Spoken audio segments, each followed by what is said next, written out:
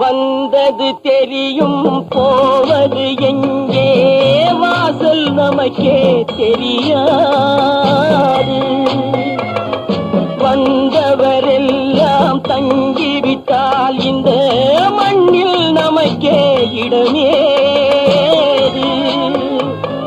வாழ்க்கை என்பது வியாபாரம், வரும் ஜனனம் என்பது வரவாகும், அதில் மரணம் என்பது செலவாகும்.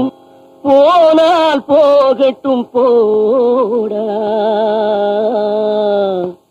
போனால் போகட்டும் போடா.